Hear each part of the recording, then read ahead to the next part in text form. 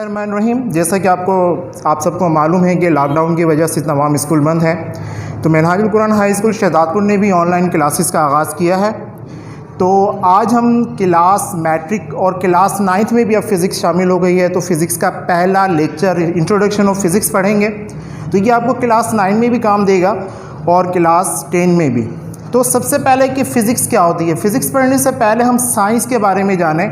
पिछली 8 क्लासों में आप साइंस के बारे में पढ़ चुके हैं कि ऐसा इल्म जो हमें एक्सपेरिमेंट से, ऑब्जर्वेशन से हासिल हो, उससे हम साइंस कहते हैं। साइंस में से फिर एक ब्रांच निकलती है फ़िज़िकल साइंस और फ़िज़िकल साइंस में हम नॉन लिविंग थिंग्स के बारे में पढ़ते हैं। तो फ़िज़िकल साइंस में से एक ब्रांच निकलती है फ़िज़िक्स। फ़िज़िक्स क्या है?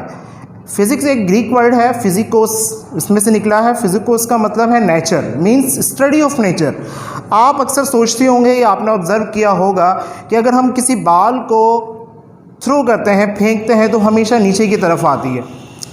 अगर हम किसी चीज़ को घुमा देते हैं तो वो खुद ब खुद रुक भी जाती है। फिज़िक्स में हम नेचर के बारे में पढ़ते हैं, लेकिन फ़िज़िक्स की डेफिनेशन जो बनती है, it is the branch of science. ये साइंस की ब्रांच है which deals with the study of, जिसके अंदर हम पढ़ते हैं properties of matter and energy, energy और मैटर की प्रॉपर्टीज़ के बारे में, या interaction between matter and energy, energy और मैटर के बाहमी ताल्लुकात के बारे में।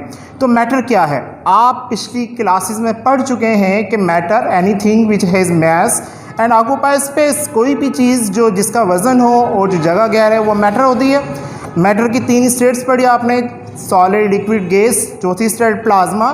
जब मैटर की किसी स्टेट पर आयंस आ जाएं, जब वो बहुत ज़्यादा आयोनाइज हो जाए, तो वो उसकी प्लाज्मा स्टेट होती है। एनर्जी क्या है? एबिलिटी टू डू वर्क, किसी भी चीज़ में काम करने की सलाहियत को एनर्जी कहते हैं। तो मैटर और एनर्जी की प्रॉपर्टीज़ के बारे में पढ़ना फ़िज़िक्स कहलाता है, या इनके इंटरेक्शन के बारे में पढ़ना फ़िज़िक्स कहलाता है। अब आपके सिलेबस में फ़िज़िक्स की 9 ब्रांचेस दी गई है। पहली ब्रांच है मैकेनिक्स। मैकेनिक्स क्या है? Study of motion with reference और विदाउट रेफरेंस ऑफ फोर्स। के इस ब्रांच में हम उन ऑब्जेक्ट्स के बारे में पढ़ते हैं कि अगर उन पर फोर्स, ताकत अप्लाई की जाए, वो मोशन में आ जाए, हरकत में आ जाए, या ऐसे ऑब्जेक्ट्स जिन पर कोई ताकत नहीं लग रही, कोई फोर्स नहीं लग रही और वो मोशन में है। अब आप सोचेंगे ऐसी कौन सी चीज़ें हैं कि जिन पे हम कोई फोर्स भी नहीं लगा रहे और वो हिल रही हों, चल रही हों। तो बेटा आपको मालूम है कि हमारी ज़मीन अपने ऑर्बिट में घूम रही है, चाँद अपने ऑर्बिट में घूम रहा है, प्लैनेट्स हैं वो अपने ऑर्बिट में घूम रहे हैं, इन पर कोई फोर्स नहीं लगा रहा, ये खुद ब खुद अपने ऑर्बिट्स में घूम रहे हैं। तो मैकेनिक्स में हम ऐसी चीज़ों के मोशन के बारे में पढ़ते हैं जिन पर फोर्स अप्लाई की जाए या फोर्स अप्लाई ना की जाए और वो मोशन में आ जाए।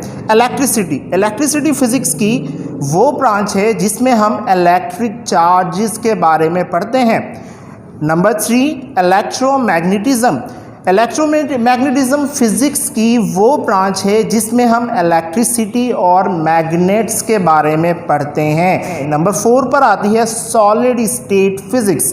सॉलिड स्टेट फ़िज़िक्स क्या है? सॉलिड स्टेट फ़िज़िक्स में हम उन चीज़ों के बारे में पढ़ते हैं जो सॉलिड स्टेट में पाई जाती हैं। प्लाज्मा आप जानते हैं कि प्लाज्मा मैटर की 4th फॉर्म है कि जब किसी भी चीज़ पर, मैटर की किसी भी स्टेट पर आयंस आ जाए, वो बहुत ज़्यादा आयोनाइज्ड हो जाए, तो वो प्लाज्मा स्टेट होती है। तो प्लाज्मा स्टेट में जो मैटर की स्टेट है उनके बारे में पढ़ना प्लाज्मा फ़िज़िक्स कहलाता है। Nuclear physics. Number 6, nucleus plus nucleus is called nuclei. तो एटम्स के न्यूक्लियाई के बारे में पढ़ना न्यूक्लियर फ़िज़िक्स है। एटॉमिक फ़िज़िक्स में हम प्रॉपर्टीज़ ऑफ एटम्स पढ़ते हैं।